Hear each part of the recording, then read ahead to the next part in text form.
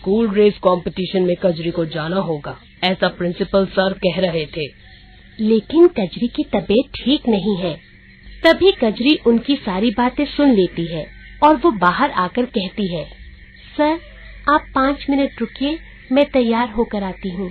School race competition के नाम से मानो कजरी अपना दर्द तो जैसे भूल ही गई हो और वो मैनेजर के साथ गाड़ी में बैठकर स्कूल चली जाती है।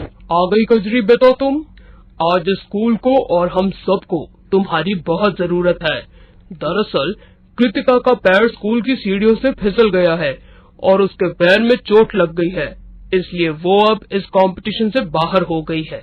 अब हमारे स्कूल की इज्जत तुम्हारे हाथों में ही है बेटा। हम चाहते हैं कि तुम इस कंपटीशन में जाओ और जीत कर ही लौटो।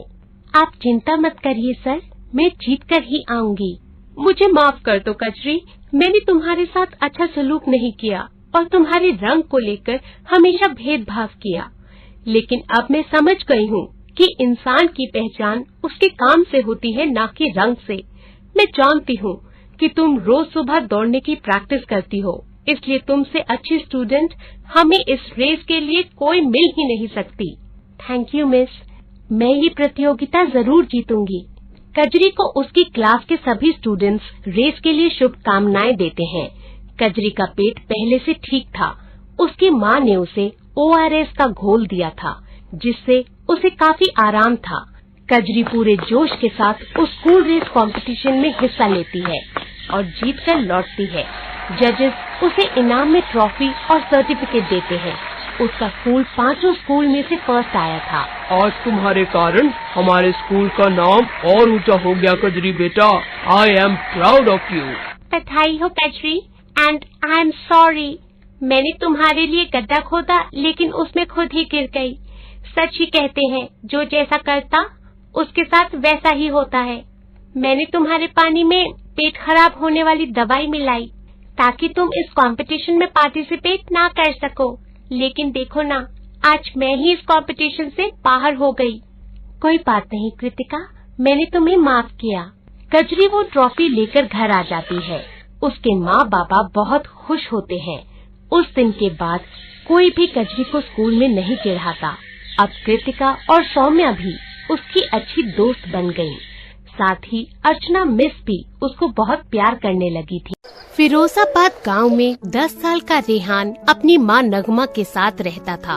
एक रोज वह अपनी माँ से पूछता है, अम्मी इस बार मैं भी रमजान में रोजा रख तो पाऊंगा ना? हाँ मेरे बच्चे, जरूर रख पाएगा। अल्लाह अपने बंदों को बड़ी हिम्मत देते हैं। देखते ही देखते शाम कब हो जाएगी तुझे पता भी नहीं चलेगा। अल्लाह ताला तेरा ये पहला रोजा जरूर मुबारक करेगा मेरे बच्चे। अम्मी रोजा तो हमारा मुबारक हो भी जाएगा, लेकिन ईद वो कैसे मुबारक होगी? रेहान जैसे ही नगमा से ये सवाल पूछता है तो वह चुप हो जाती है, क्योंकि उसके इस सवाल का तो उसके पास भी कोई जवाब नहीं था। उसे खुद नहीं पता था कि वो इस बार ईद कैसे मनाएंगे, क्योंकि पिछले 1 साल में नगमा के लिए सब कुछ बदल गया था।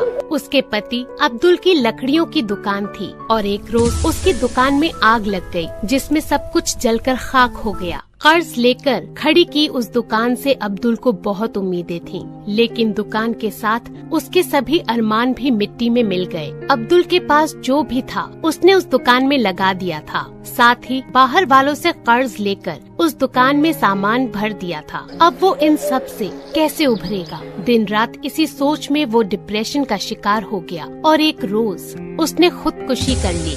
नगमा ने अब्दुल को इस सदमे से उभारने की बहुत कोशिश की थी, लेकिन वो हालातों से लड़ ना पाया और इस दुनिया से रुखसत हो गया। अकेली नगमा पर अब दुखों का पहाड़ टूट पड़ा, लेकिन अपने बेटे रेहान के लिए उसने हिम्मत बांधी और खुद को संभाला। अपनी दुकान का कर्ज अदा करने के लिए उसने सबसे पहले अपने घर को बेच दिया और रेहान के साथ अपनी दुकान में ही रहने लगी। लेकिन अब घर खर्च कैसे चलाया जाए, इसकी चिंता उसे दिन रात सताती थी। फिर उसे याद आया कि उसके हाथ के कबाब की सभी बहुत तारीफ करते थे, इसलिए उसने उसी को ही अपनी आमदनी बनाने की ठानी।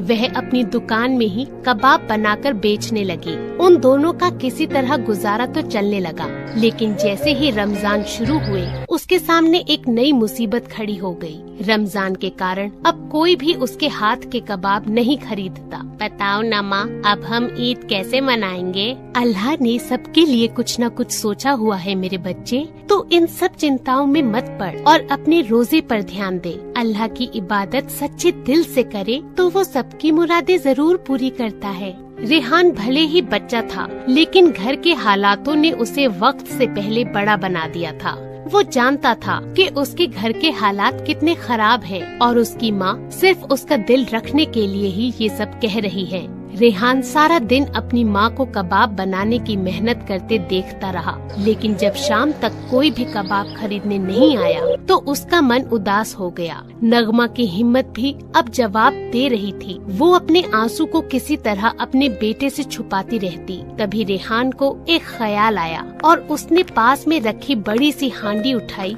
और उसमें कबाब भरने लगा। अरे रेहान, ये तो क्या कर रहा है बेटा? अम्मी, जब ग्राहक दुकान तक ना आए तो हमें खुद ही ग्राहकों तक पहुंच जाना चाहिए। मतलब? मैं कुछ समझी नहीं। अम्मी, अब मैं बाजार जाकर